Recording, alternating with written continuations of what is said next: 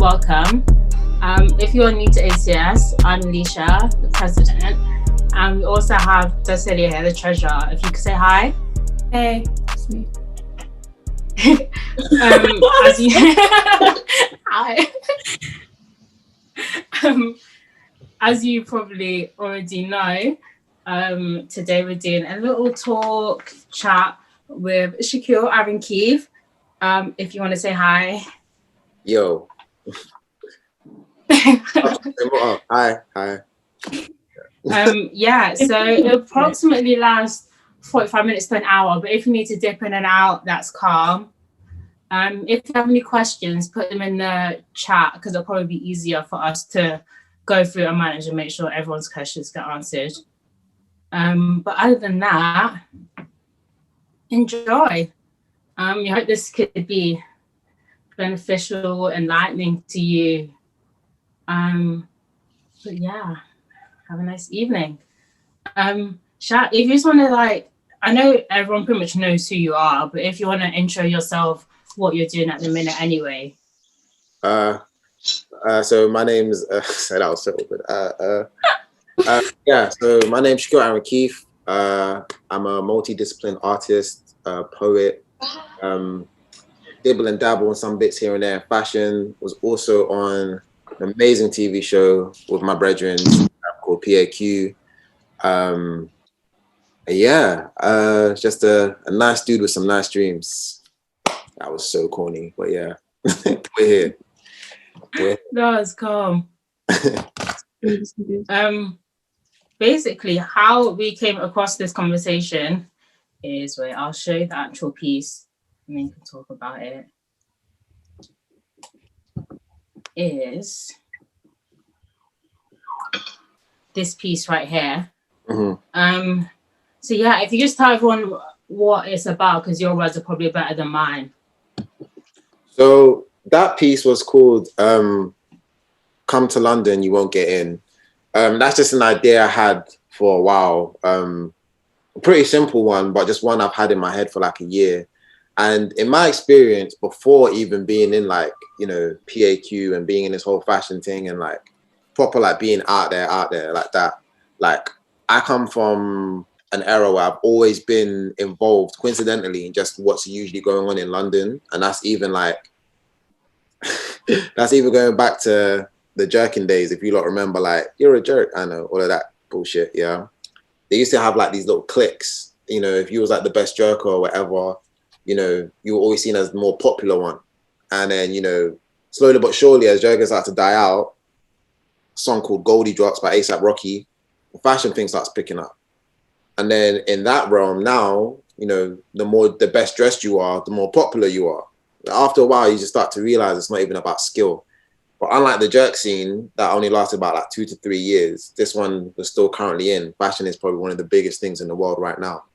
And, to me, the one thing that I've noticed in the London creative scene here is just how, it's just so interesting how we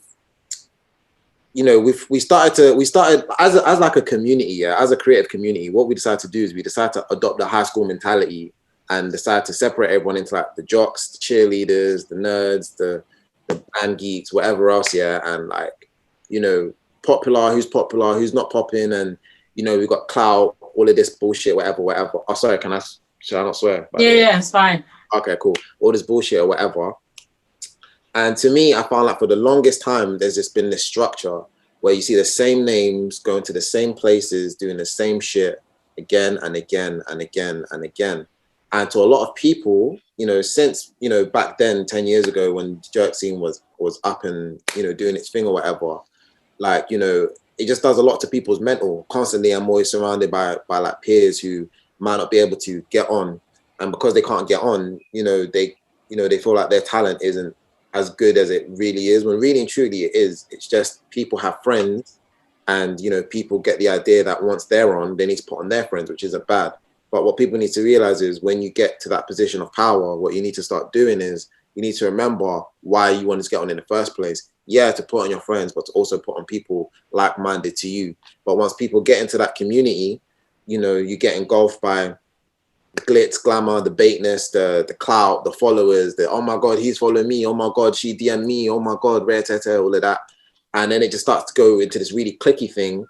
And you know, in terms of like fashion and creativity, like, you know, we've got some guys really spearheading the thing. You know, we've got people like, you know, we've got people like Ib Kamara, we've got designers like Charles Jeffrey, you know, even like the streetwear stuff like Samuel Ross. Like, you know, it's been known that ASAP Rocky comes over here, Virgil comes over here. Like, there's people in the scene that kind of have names. They're not really famous, but they're kind of like the clouty cool kids, and they're the ones affiliated with the people outside of this whole London bubble. But you know, and these people, they don't let what they don't do is they don't let other people come into situations where they could benefit from, because either, to me, from my experience, it looks like they're either threatened that someone might do a better job than them because they got actual talent, or because they just like how things are going for them. They just like giving their friends the same opportunity, and it gets regurgitated. And then naturally, after a while, you just start to think to yourself like, wow, like I'm in London in this bubble, but I can't get into the scene. I can't get into the industry. So you just sit there and you just think about all the things you would like to do, and sometimes you feel like you can't do it. And it doesn't matter how, it's not just, people won't tell you because people have an image to uphold in it, but I'll just keep it real with you guys. Like, it stems from people who are maybe not quite famous, people who are famous, people who aren't, you know, exactly on yet. And, you know, I have a mixture of friends from different industries. You know, I have friends that do music. I have friends that are like, you know, famous entertainers. I have friends that, you know, they're just low key, and every single one of them has come to the same problem. And especially the ones based in London, though it depicts London because that's my truth, that doesn't mean it stays in London. It's a reality almost everywhere. So that painting is just pretty much about how people can always, you know, just not let other people in. And it really sucks, man. It's really shit. I feel like, you know, that kind of mentality, you can't grow. And everyone's going to get old. So what's everyone going to do when you're like 23, 24 and you're on? You think you can maintain that bubble till you're like 60, bro? Because it's not going to happen. Eventually, someone's going to overtake you. And then the inevitable will happen.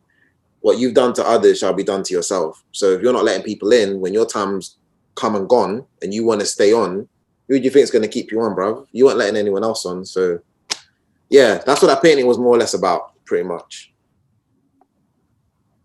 Oh, Mariam has a question. Go ahead. Hey, can you guys hear me properly? Yeah. Yeah. All right, cool. So I was just gonna ask you, because obviously, like, you're an artist and you paint, or you have like different mediums that you use and stuff.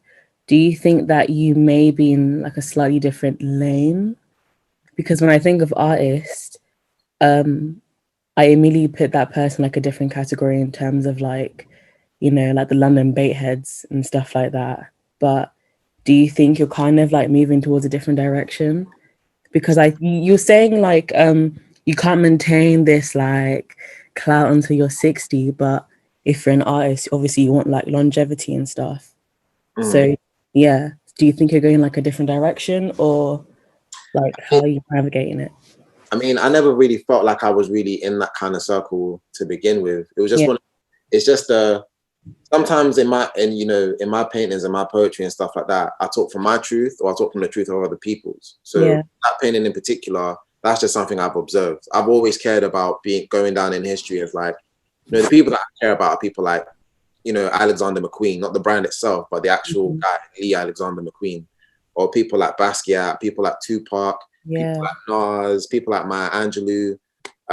You know, these people, they go down in history and they're quite notable, and that's not about clout. It's not even about fame. It's just about being a pioneer and just spearheading something. In terms of me personally, I've always felt like I never fit in any kind of box because I'm going down the route of an artist. But then if you look at the things that I've done, they're not always the things that an artist would do. Like you don't really hear many artists like have come from like a fashion TV show where they worked with X celebrity or X brand and been doing it with their friends and then went to uni, or they're running marathons with Nike. Like, not even to, sorry if it sounds kind of like boastful, I'm not trying to do that, but just as an example, like I feel like the art form, one of the truest art forms I also believe in is how you live. And in terms of that artistry, I just believe in not really taming it. So I don't believe in just being in just the art institute and I'm just there. Like, I want to be a painter who's seen at the Met Gala, bruv. And at the same time, you know, why not? Why can't I be in Digger D's next drill video if I want? You know what I mean? It's about carving your own lane. But the thing is, no matter what industry you go into, these people that I was referring to in that painting, they're everywhere. They're like, you know, and they come in different forms. Like in the art scene, you know, they might just be, instead of being like these clout London fashion kids, they might actually be these old white people that feel like your art isn't sophisticated enough.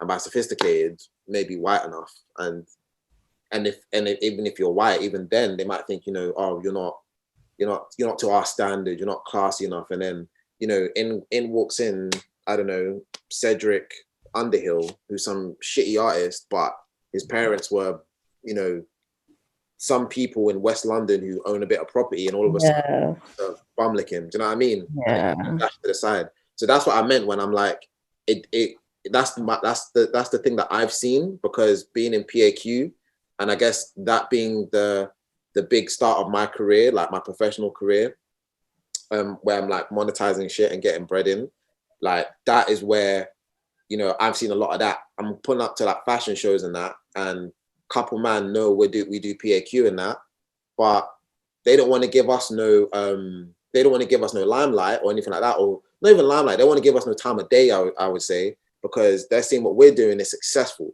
and because it's successful without them, the gatekeepers are upset about that we didn't go through like, you know what, London's this year.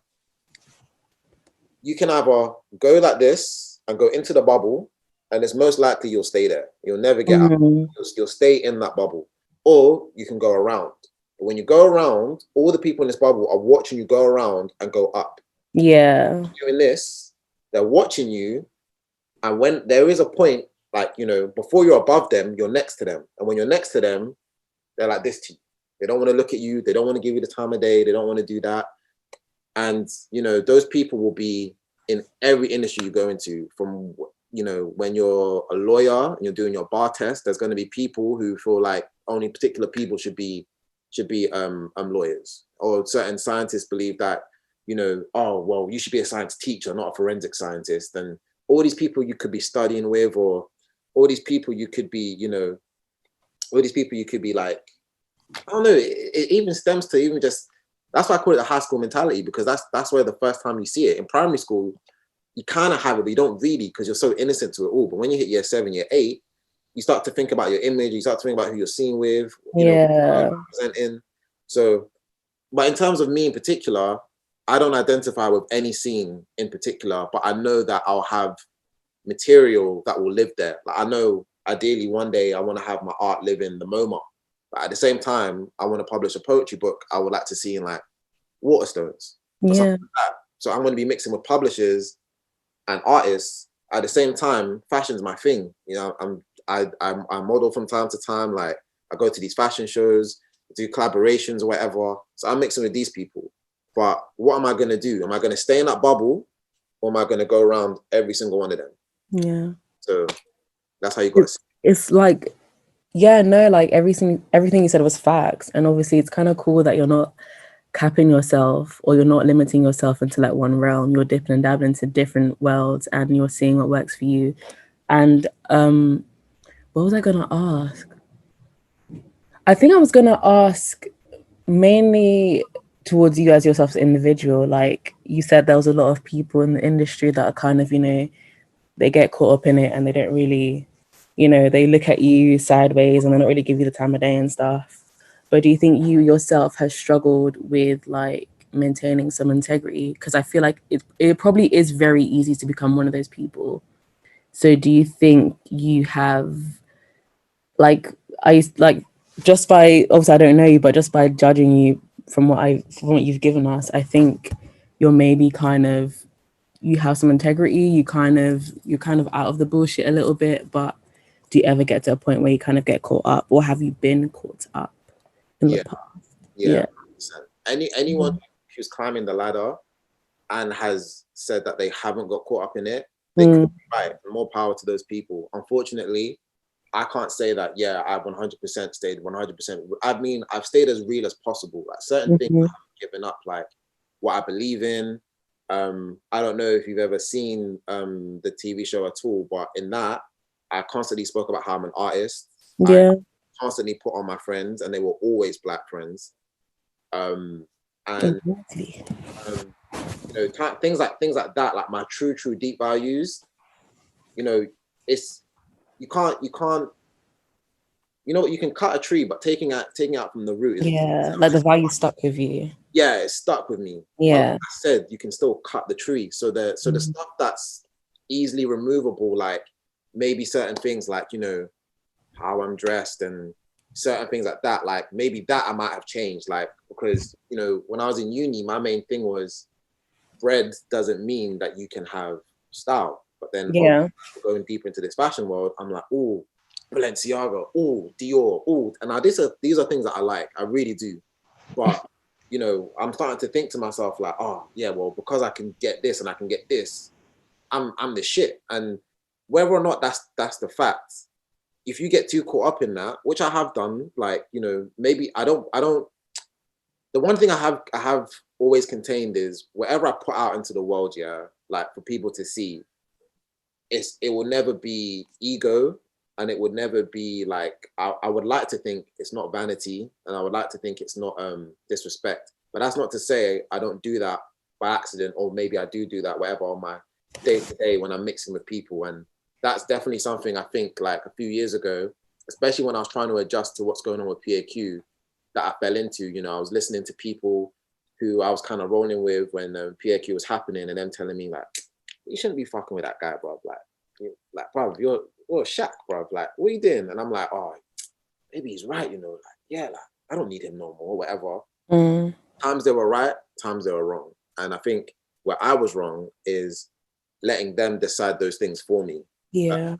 And some of those people that would give me that advice are still my friends to this day, but now I just know how close to have them to me and how close not to have them. But I think the one thing that I've always learned that will keep you going and get you far is the roots of that tree. Don't let anyone take that away from you. The shallow stuff, like, you know, if you go through that and you experiment and, you know, whatever, like, don't beat yourself up too much about it. But when it comes to like your deep morals, if you're really about something, don't shake that and don't compromise it. If you really do care about your community or, you know, your heritage, and, you know, you feel like people were taking the piss or whatever, don't lose that, because eventually time catches up with you, and that same passion you had, you'll find the right moment to share it all with everybody. It might not have been when everyone was taking the piss or, you know, whatever, but time always does this thing where it catches up with you and it's like, okay, cool. What you was on, now's the time for us to really like excel on that. And I'm glad that's one thing I kept, because if I didn't, well, then we wouldn't be having a conversation about, you know, like art and poetry and all this other stuff. It wouldn't be here. So yeah. Facts. But yeah. We have a question. It says how to decentralize the influence of these fashion houses. Can you elaborate what you mean by that?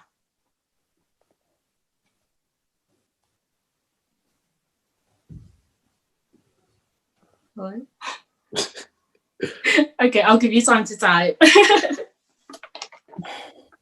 If it means like decentralize,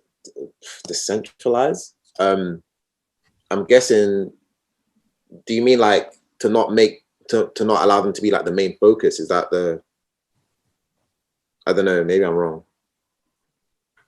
I don't know. We'll give you a minute. Let us know what you mean. How do you feel like you've been actively trying not to be gatekeeping the industry? Oh, putting my friends on, and not just my friends, but also like other people. Like, just if you're doing something cool and I genuinely believe in it, then yeah, I will definitely try my best to, you know, give you that spotlight as well. But also, I can't be bothered to be a gatekeeper. You know what it means to be a gate? If we were to visually say what a gatekeeper does. There's a gate and you stand in front of it all day, or you don't move too far away from that. Now imagine winning a career that flourishes around the world. Do I really want to stay in London for the rest of my life? Nah, that stuff's played out, man. Like, I love London, it's my city, you know, but at the same time, I don't care about being the guy that, you know, this celebrity comes and bucks every time they come here to London. Because when I go to America, for the, like, you know, I'm going to their city, they don't know who I am. I ain't shit over there because everything I built has been in London. And yeah, maybe you can build it to the point where people start giving you the cosign and you're known over here and over there. But when you want to go down in history and, you know, you want to do something like what I want to do, like I want to have, like, see, like, people in our age group, I want to have, like, our kids read about me and my work in textbooks. And I don't want it because, oh, I deserve it, or I've got enough this, or I've got enough that. I actually want to earn it. I'm willing to get better. So, you know, I think if you're a gatekeeper, your ego doesn't allow you to become better than where you're at, which means that in this period of time, I'm the guy. But then when 10 years go past or 15 years go past, and I'm like, okay, cool. Like, let's see who knows about Shaquille-Aaron Keith, the artist. And everyone says, oh, I don't know who that is. Because I spent too much time gatekeeping and just looking after, like, just making sure that no one else gets on apart from my friends. And that to me is just, that's a very, very short-lived community. Like, if I was to ask you lot now, you know, before there were, I'm not going to drop names. Before there was, like... Drop names. Nah, I can't do that. It's not a problem for doing that. But if I was to say, like, if I was to ask people, yeah, who was the last, like, I don't know, who's a DJ presenter right now? Maya Jama. Okay, cool, Maya Jama. If Maya Jama was a gatekeeper, which she isn't, if Maya Jama, who's a lovely person, if let's just say she decided she was a gatekeeper, yeah, in her industry exactly as it is, like BBC, all of that.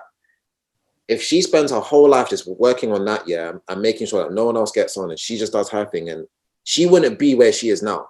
She doesn't have time to be a gatekeeper. She is the Maya Jama. The gatekeepers are the people who connect the talent and connect the opportunity. They don't do anything other than that. If Maya Jama was doing that, she wouldn't be Maya Jama. Maybe she has a friend who's a gatekeeper, potentially. Maybe not, I don't know. But all I know is that's a girl who just worked hard and she's done her thing, and now she's reaping the benefits of it. But then there's people who might want to rub shoulders with Maya Jama because they need to maintain the image of being the gatekeeper. And sometimes there's not much of a difference between gatekeepers and social climbers. But some social climbers tend to do something with that. Sometimes they become bait on Instagram and, you know, they end up getting opportunities and they go on from there. And some people they get the baitness, but it's like a low-key baitness. So they might, social media-wise, maybe they have like 5K followers. Not really known by the world, but within the industry, enough people are talking their name, they know who they are and that. But that's where you stay. You just become industry talk until the industry wants to get someone new, and they want to start getting new tastemakers in and new people to show them around London and stuff. Then you're just old news. So I don't really have time to do that because my purpose is way deeper than gatekeeping and clout hogging and social climbing, and all of these things can be elements of the game in the career. And, you know, if you have to do what you have to do, there's no shame in that, but it just depends on how long you do it for and why you're doing it, you know? So yeah, definitely that's how I'm sure I'm not really trying to be the gatekeeper. Fair enough. Do you feel like when you see your friends or your peers gatekeeping, do you check them or do you just leave them be? I have no gatekeeper friends. So that question got answered quick. I don't chill with people like that. I don't. If I was sitting with gatekeepers, trust and believe, I'd probably be like, where would I be? I don't know. Probably be doing something mad, like right. I don't know. I thought, you know what? You know why I like my success? Yeah, because everything that I'm building from me. It's not about knowing. Obviously, I know people and all of that, but I'm not like, my friends are my real friends, in it. Like people I've gone to secondary school with, like my real dogs from like way back when. Do you know what I mean? Those are my real friends. Like I have a few friends that are like fashion designers and that, but even then, that's a real friendship. I genuinely like you, not because what you can give me, it's just because I like you. If I was to see any of my friends, you know what? I have a few friends that have friends that are gatekeepers, and they might defend them or whatever. But then I'll ask them a question. I'll be like, well, do you think if so-and-so wasn't doing so-and-so, do you think they'd be here and here? And they were like, no. And I'll be like, right, so you're saying this, but you believe this. You need to make it make sense for me. But more time, I just don't really spend my time trying to talk about those people anyways, because it takes away my energy. And, you know, like I said, what you do onto others can be done onto yourself potentially. So, you know, if I say something about someone, I bear in mind that it's a possibility that someone could say something on that same level as me. So I don't try to go too deep and start cussing the shit out of people, or, you know, those thoughts, should they come, just stay in my head. But, you know, I don't really dwell too much on that kind of conversation. But thankfully, I've befriended the right people who I don't really have to have those kind of conversations with too tough. So, yeah. Can I ask a question? I do feel a lot in the art world as like this sense of like cliques and gatekeeping and stuff. Do you have any sort of advice or any sort of way of like jumping this gate or jumping the fence, getting to these opportunities? Be unapologetically yourself. Be your raw self. Don't compromise. Don't ever like stop being you. And wherever you get a chance to get your work out there, take it. There's nothing too small or too big. You have to understand, yeah, that the game really is the game, and it's about playing it. And it goes from the simplest things, like, you know, some people get disheartened, yeah, if they do like a banging art piece and let's say they put it on social media. I keep referring to social media because it's very current. Let's say you put it on social media and you get 14 likes, but your artwork is some of the best shit out there. You've got to bear in mind, yeah, that those 14 people have at least one friend. If there's one friend fuck with your shit enough, there's 28 people that are going to see your shit. You got to remember, likes are numbers on the screen, yeah, and stuff like that. So this whole industry, yeah, it's filled with people that watch you that don't say nothing. So you just got to keep going until you start doing stuff that's, and it doesn't have to be, and when I say doing stuff, I don't mean it has to be collaborations. It could just be something you do on your own. If you make short films and, you know, people are watching you make these clips and they're like, oh, this is sick, whatever, but nothing's really coming of it, then maybe one day stop making a short clip and actually invest into yourself and actually make a film. Try and make that, when you make that film, put that out there. Try to reach out to different publications. If they say no, you've got social media. It's the best generation to put yourself on. Put it still out there. Put it on Instagram, put it on Twitter. Ask your writers, can you share this, please? Whatever. And yeah, nothing, and people have to bear in mind as well, nothing happens overnight. If it did, that would mean after PAQ, the moment I did art, I should definitely be in the MoMA right now or something like that. And I'm fully aware that Shaquille-Aaron Keith is here. Shaq from Pac was here. I get that. And I'm fine with that, because the difference is I'm going to use Shaq from Pac to get here. But the thing is to remember, Shaq doing Shaq from Pac is going to be the person to bring up Shaquille-Aaron Keith, and we're both going to be here. And eventually they both work together and you go higher. So take these opportunities you can and keep your integrity whilst you're doing it. It's like, you know, when I was doing PAQ, like I said, like it was good. Like I really enjoyed doing it. But the YouTube world, and which I guess is the new television world, whatever, not like I didn't care for it, but the YouTube, I never watched vloggers. I only watched like hip hop. I only watch hip hop videos, or like videos of like art auctions, or like art collectors, or like documentaries about dinosaurs, or 15 things that you didn't know about food you shouldn't eat. It's dumb shit you watch sometimes when you get high, whatever. And you know, so for me, this was all new, but I saw the opportunity and I was like, I wasn't going to take it. My mom told me to take it. And I was like, okay, cool. Like, you know, we sat down. Kyra didn't know what they wanted to do. And I said, okay, how am I going to implement myself in this opportunity? They want to create a TV show. They have no idea what to do. What am I doing right now? I'm going to thrift shops. I'm buying Moschino jeans for £15. I'm going to uni and everyone's like, how are you getting that? Let's turn it into a TV show. Boom, done that. So now I'm putting myself on fashion-wise because I wanted to be known for fashion. Now, how do I continue doing that? Think. Okay, cool. Fashion, you can make stuff. All right, cool. I'm going to make clothes. I'm going to put my art on there. I'm going to tell people I'm an artist. I'm going to add poetry. It got to the point where people were literally taking in the comments. One thing I don't miss about the show, yeah, the comments used to fucking hurt me sometimes. I can't even lie. I have feelings, bro. But it got to the point where some people used to be saying some shit like, oh, yes, I know Shaq's an artist. I know Shaq's a poet. Oh my God, how many times are you going to say, oh, Shaq's just waffling his answer because he's a poet. Like, all right, cool. But then what happened when I left PAQ and I started painting? I did exactly what everyone knew I was going to do.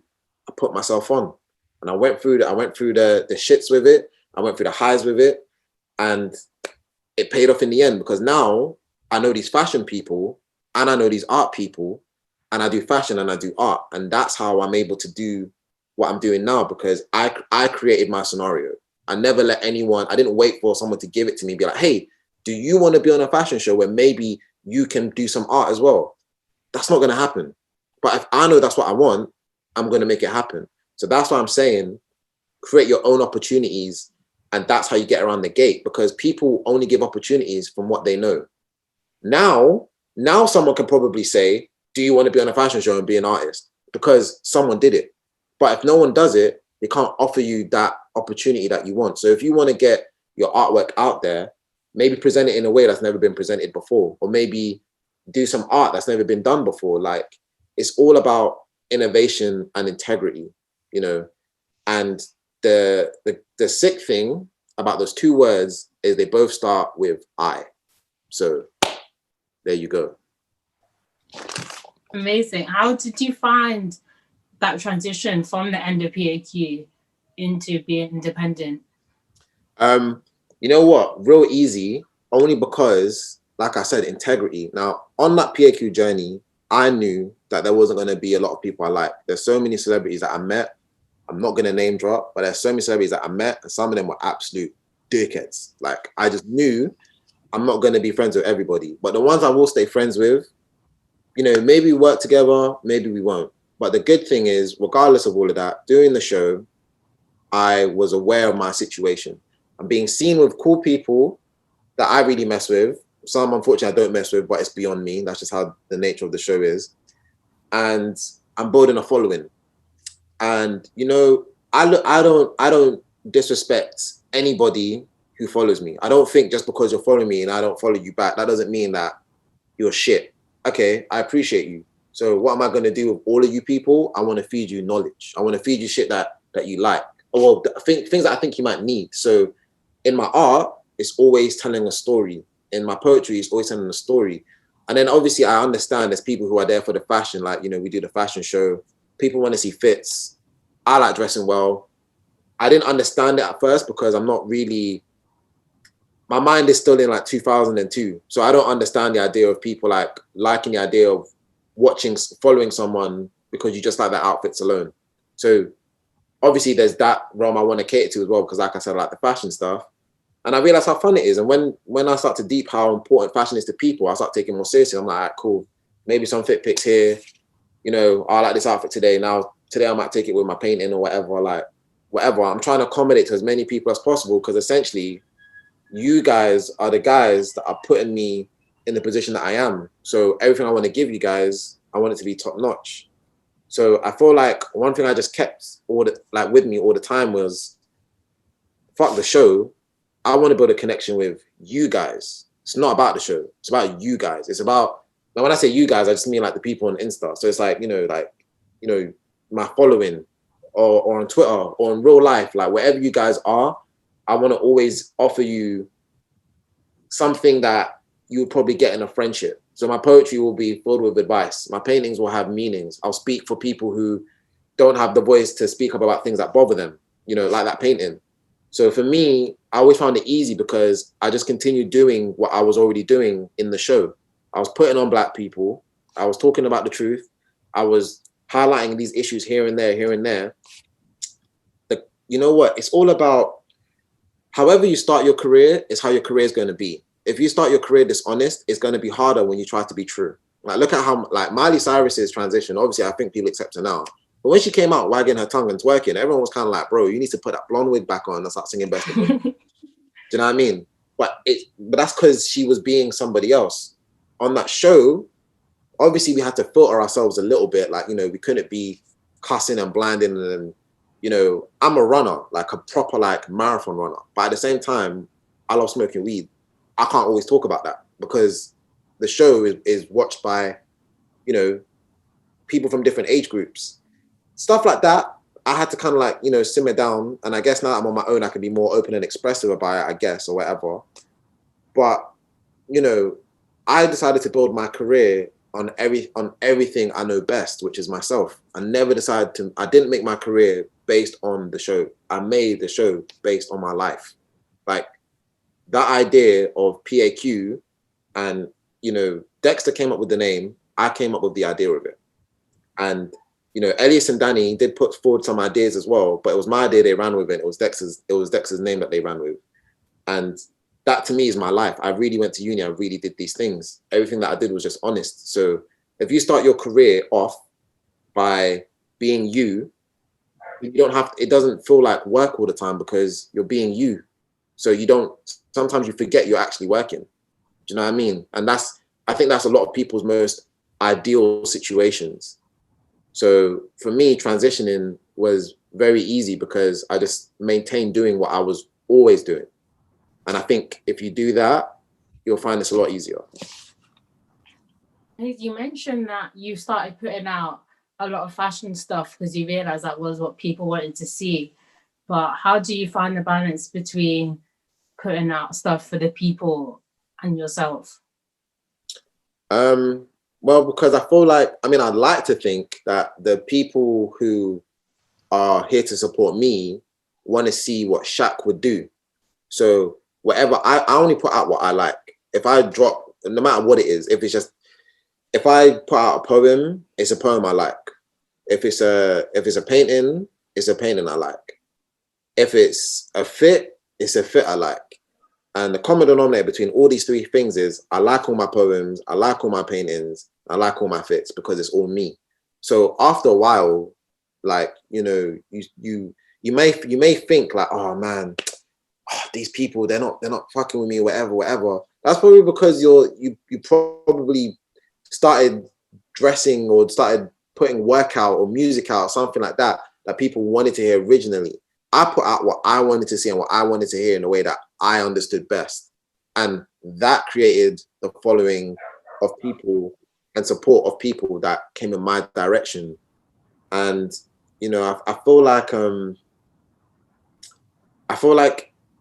you know, it's one of them ones that I can't describe it. It's like, I just put out whatever I want. And if you don't like it, tough, you know, whatever, take me out your life, unfollow me, block me, whatever. But when you decide to pay attention to me again, should you ever, like, I'm still going to be doing the same shit.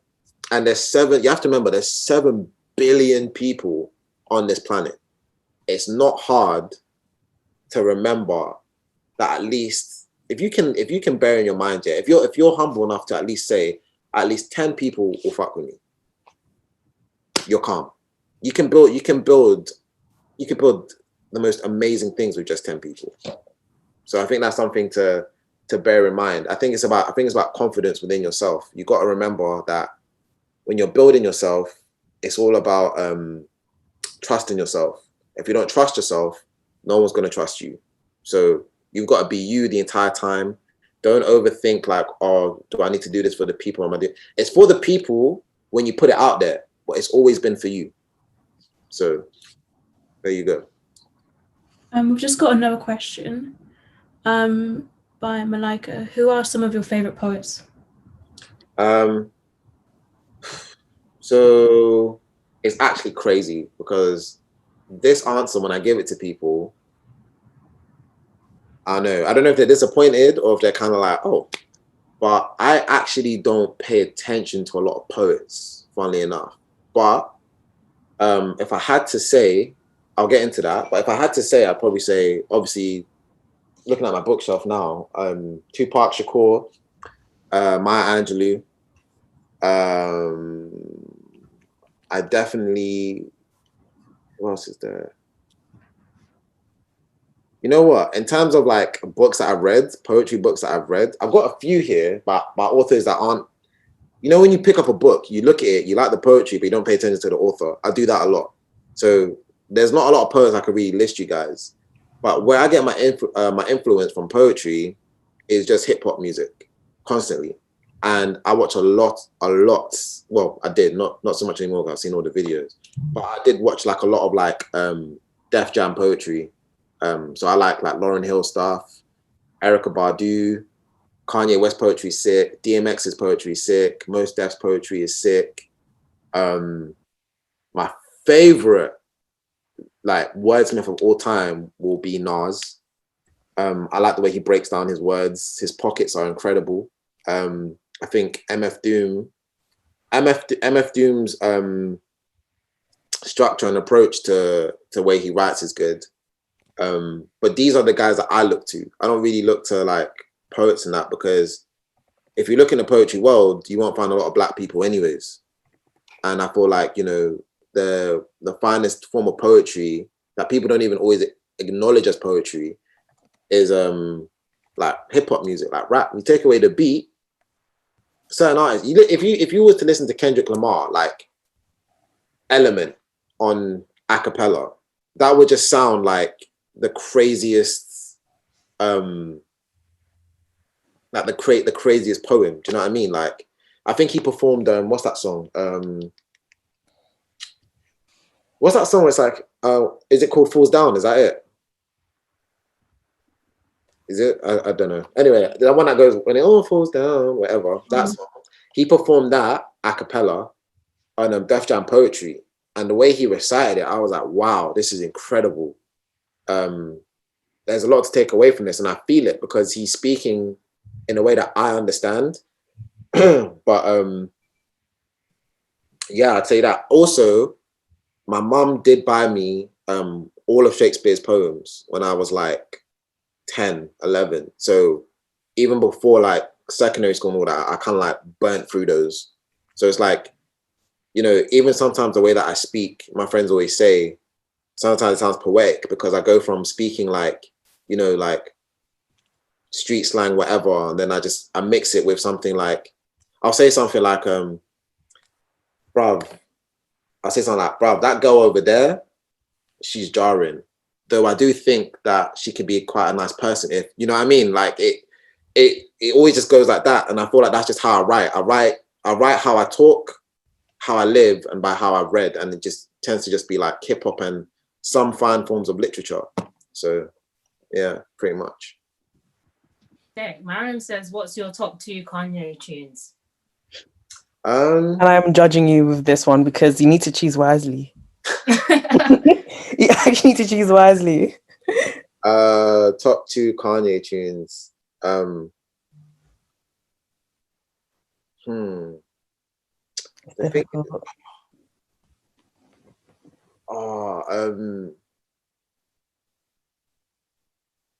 It might. Yo. It might be. It might be Good Morning. Might be one. On a Sunday, just listen to that in the morning. It's just yeah. And the other one might be. Oh. No, I can't do that, man. There's so many, bro. It's really hard, but I feel like I don't know. Yeah, it's difficult. It's difficult. I don't know. I'd say nah, I don't know, man. The thing is, there is a song, but I can't remember the name of it. I can't remember. What album was it on? You know what? I'm gonna be real. I'm not like a hardcore Kanye fan, so I couldn't tell what it is. But, what song was it? You know what? Because I can't remember, I will say that my other favorite Kanye song was probably yeah, all falls down. Yeah. I really do like that. So that and Good Morning. Nice. Malika asked if you have a book to recommend. Based on like what? Oh, okay. Depends what you're trying to go for. But if you're trying to do like, if you're trying to write, if it's like poetry, I would say anything written by Maya Angelou is just really good to me. I feel like it just speaks to my soul personally. I can't recommend you any particular books because, like I said, I pick up a book, I read it, and I don't remember the title or the author. But I know there's a few Maya Angelou books that I picked up, and I've just read all her poems. I tend to watch her poetry more than I tend to read it, but I just know her stuff's good. Tupac, The Rose That Grew from the Concrete, that poetry book to me is amazing. It's difficult. I've got so many, but depends on what you're trying to get, what you want to take away from the book. Because if it's literature, Not only like, what's the book you feel that's most influential in your life at the minute? Probably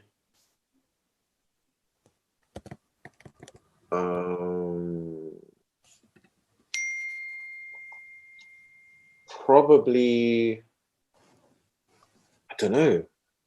I don't think, you know what, to be fair, I don't want to say an answer for the sake of giving an answer. I don't think there's a book at the moment that's inspiring me, but there's an album, definitely. And that would be either It Was Written or Illmatic, both by Nas, for sure. Sick. What's it? Oh, Deborah says, like, how you do poetry and art and everything. Do you ever find yourself in limbo or unfocused because you're dipping out of everything? Nah, because it's like, to me, like my poetry and art, they're like twins. Like, you know, when you look at twin siblings, yeah, they're like, one always backs the other. The other's always there for the other. Like what one twin can't finish, the other one will finish and say. And I feel like I've always said, like, what I can't say in my paintings, I'll put into words for people to get it better. And if I write it down and you're still not understanding, then what I paint is what you'll understand. And then you get all the other stuff in between. Like, I haven't done them for a while, but like, you know, when I was doing collages, or when I was doing like my animations, you know, or even when I was doing like when I do like my lo-fi lifestyle, like my short little movie things, these are all things that I can't ever put into paintings or put into poems, but I know how I want to communicate it. I can see it in my head. I feel more lost without them than with them.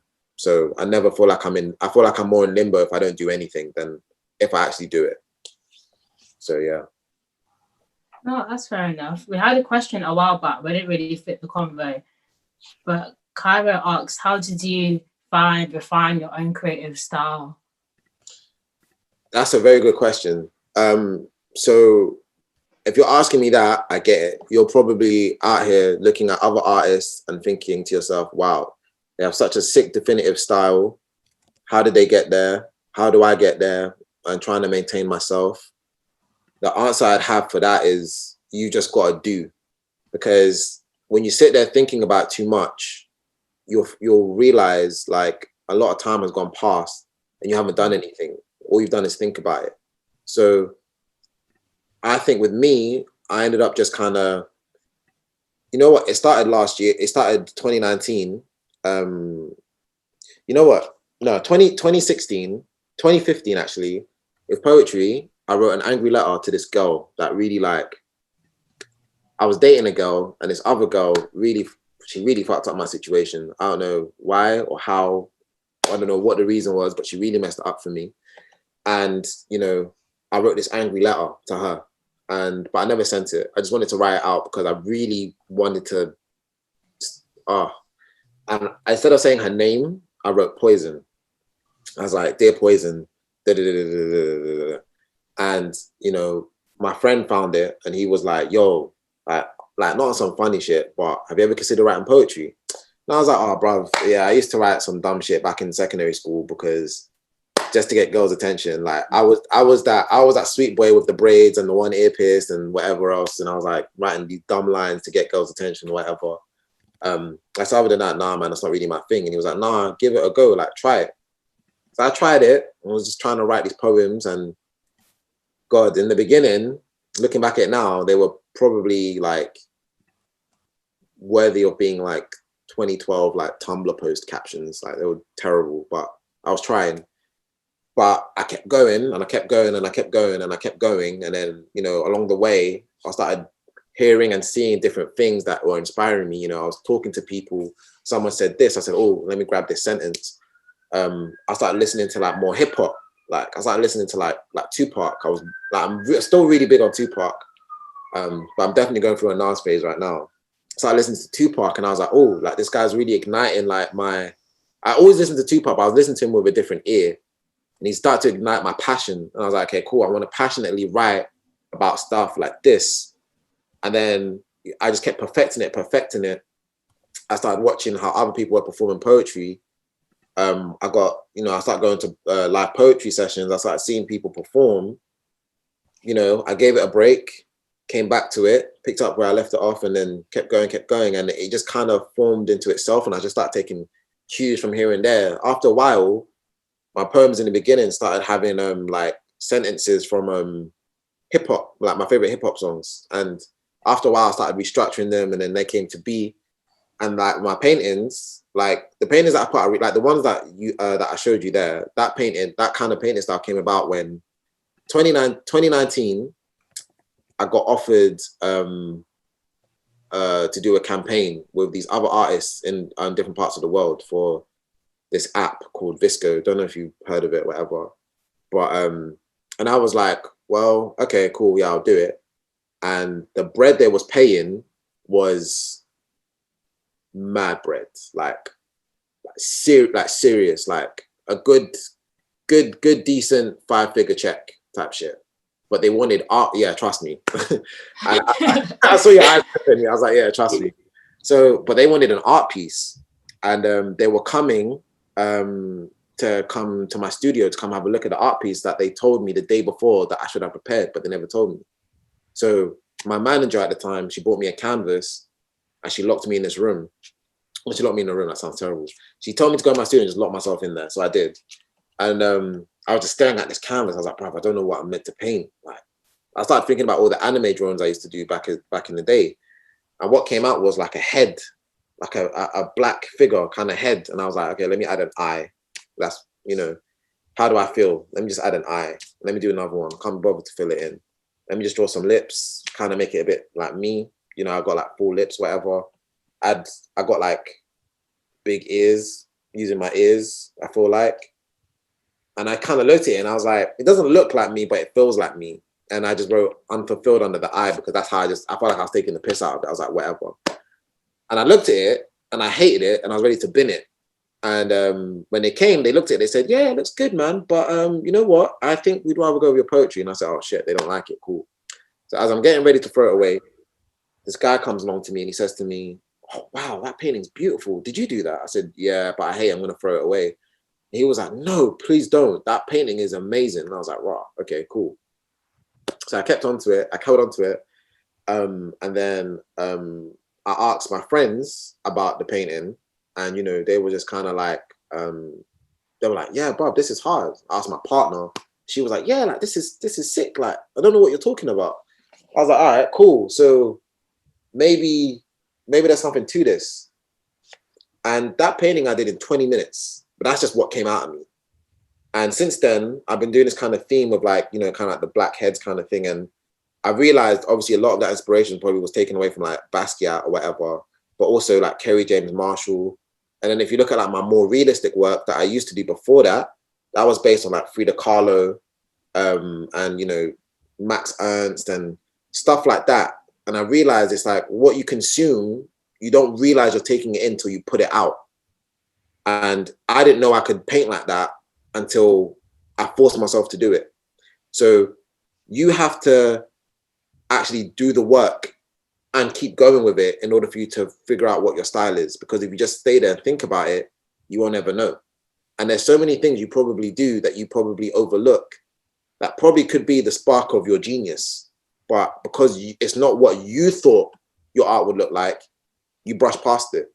So every idea that you have, look at it and really see if you can expand on it. If you can't, fair. You're not every idea you can expand on.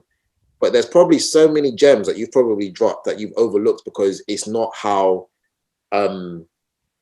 it's not how Dorothea Tanning's paintings look, or it's not how Edward Munch's work looks, or or Monk, however you want to say it, or Lucian Freud. Like all these people that you think like what art is depicting, you feel like you're not doing that, so it can't be art. But really and truly, if you expand on it, then you can be put with these people. So don't overlook your ideas. You got to remember, your ideas aren't meant to be other people's. They're meant to be yours. There's things that you took in that those people didn't have. So if you look at the Renaissance period, these guys spent like 3 to 4 years doing one painting. You look at Basquiat, yeah, this guy banged out 1,000 paintings. And some of them look like he literally just went like, and it's done. If the Renaissance guys knew that they could do that and become a master, I'm pretty sure they'd take that route because it's so much easier and so much quicker. But they didn't have the resources that we have now. And that's why art has changed throughout the years, because different resources, different inspirations. Like, we went from cave paintings to Renaissance to almost back to cave paintings with people like, like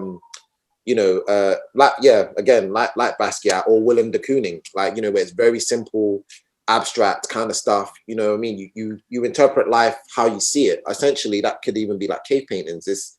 Art is a process, but you have to remember that process also flows throughout you. Like if you don't take the time to really deep what you're doing and how you're doing it, you'll overlook all the processes that you've had to develop in your style, and you'll go your whole life and think to yourself, shit, you could be sitting there with 60 canvases and be like, shit, I didn't do one piece of art because it didn't come out the way that you thought it was supposed to. But really and truly, your style is your style and you've got to run with that.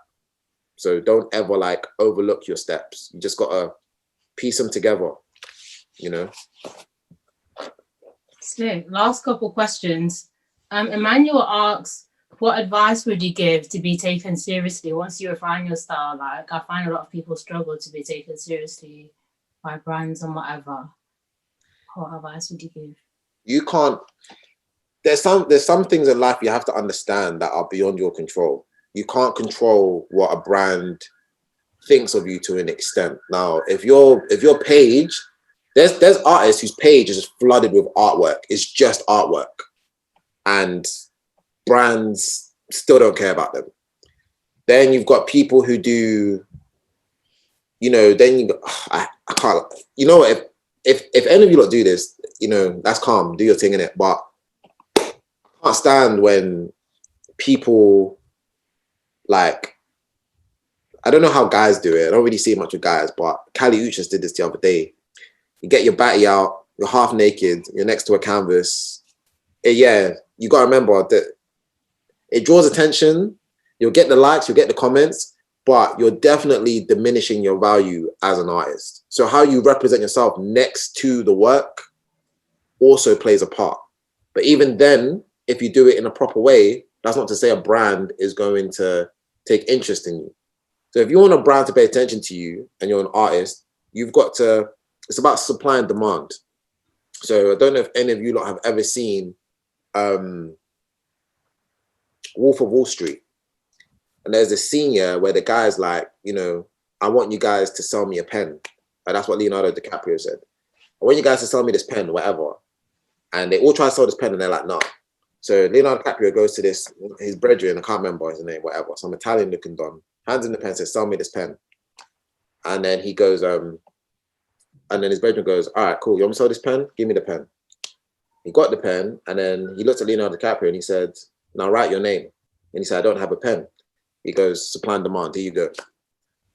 So in that moment, what he's showing is he has something that Leonardo needs.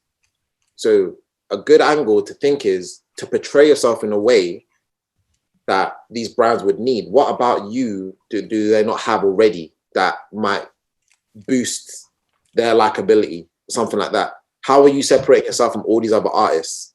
Like I said, it's a game. You gotta understand it. So you could do it the organic way, just keep doing you. Like, you know, a lot of people are successful that way.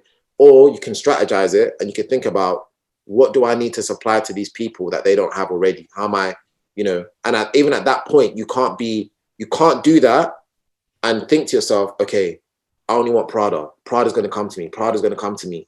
And then maybe like a startup brand comes to you and you're like, no, I don't want you. I want Prada. It's the same story as, you know, that guy who was stuck in the middle of the ocean and, you know, he said, oh, God will send someone to help me. And the boat came and he was like, and the boat guy was like, do you want help? And he was like, no, God's going to save me. Then the helicopter came, like, do you want help? And the guy's like, no, God's going to save me. Then, I don't know, a speedboat comes along and he's like, do you want help? And he's like, no, God's going to save me. Then he says, God, why haven't you saved me? And he's like, well, I just sent you a boat, speedboat and fucking helicopter. What else do you want? It's the same shit. You take it's a building game. So, pardon me. So you got to remember these brands, yeah, it's very rare that a brand is going to handpick you and think, oh yeah, you're sick, I'm going to take you straight away. Usually you got to build your name up. You got to build up your credibility. So a brand will only take you as serious as you take yourself. If you're one of those people who's going to be like, I'm going to shoot down every opportunity that I get until I get the right one, which isn't a bad thing all the time. But if you do that with every single thing and you're just starting out, you won't get anywhere. These brands will never notice you, because you got to understand these lower brands that you might mess with, but you might not think is cool enough, whatever.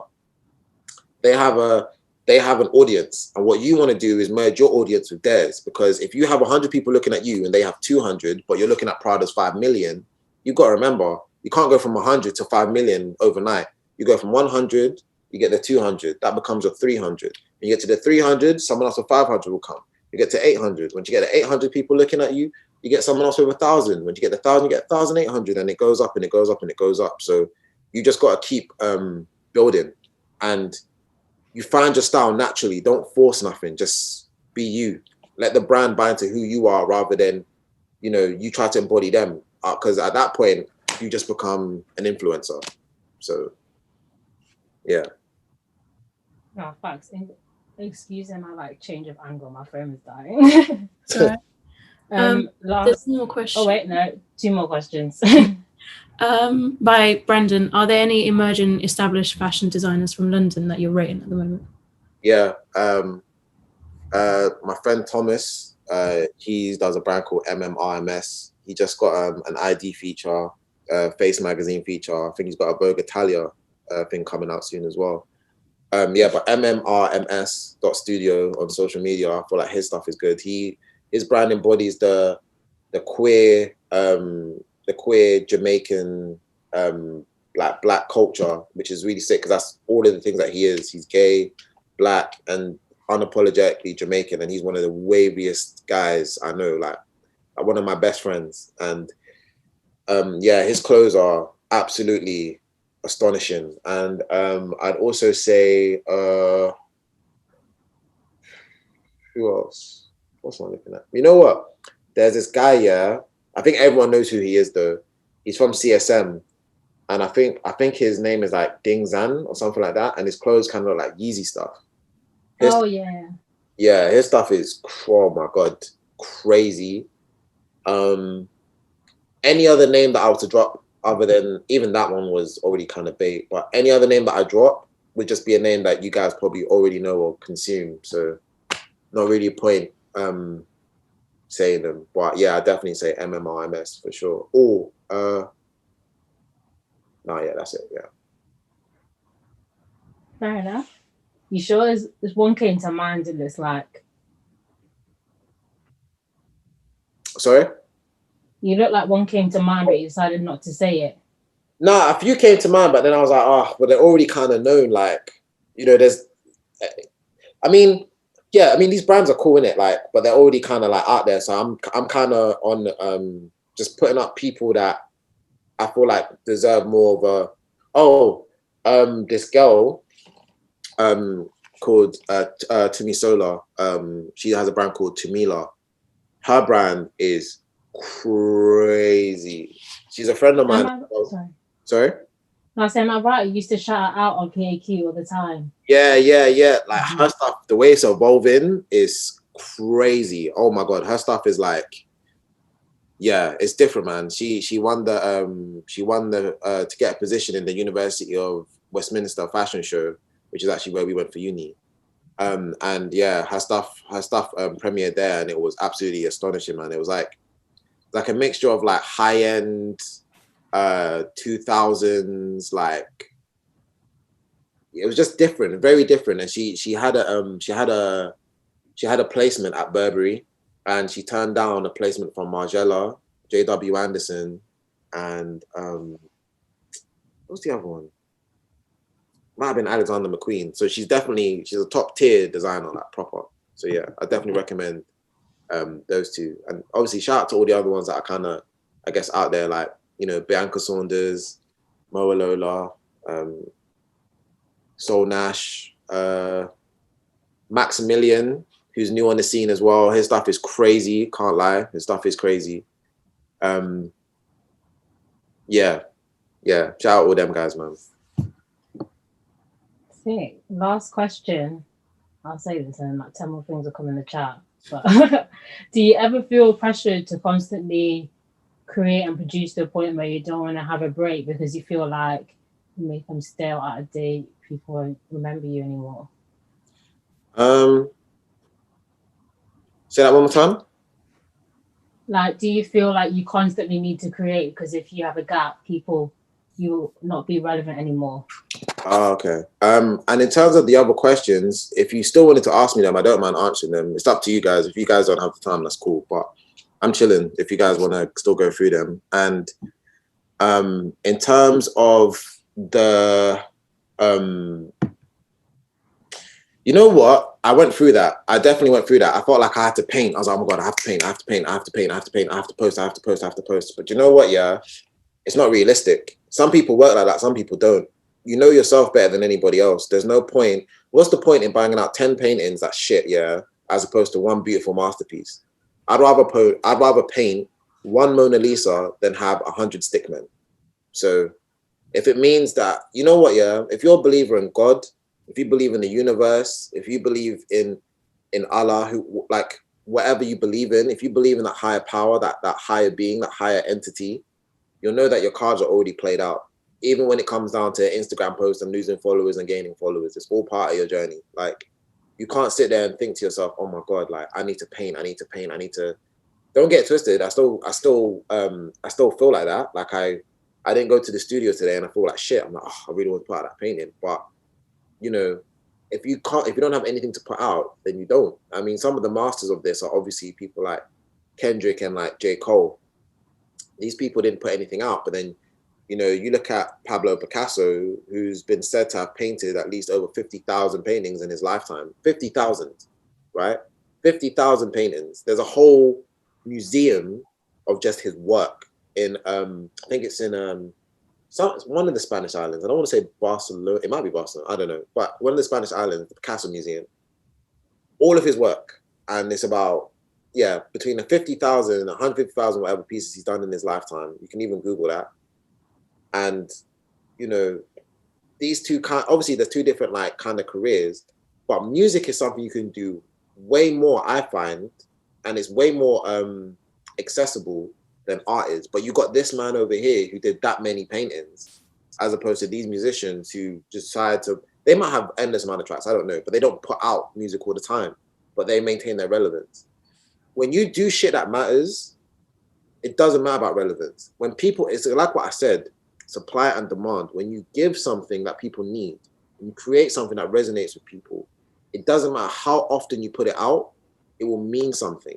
It will always mean something. Like I've got loads more paintings in my studio than what I've put out, but from the amount that I've put out, I feel like I've gotten a decent amount of respect already, which I'm mad grateful to God for, because not a lot of people can have that. Now, I'm not saying I'm the best painter in the world or anything like that, or the best poet or anything like that, but I know for a fact that everything I've wrote or anything that I've painted has mattered. It's never been a thing where I'm just painting a pretty picture. And, you know, some people can do that, but the people who do that, they end up becoming commercial.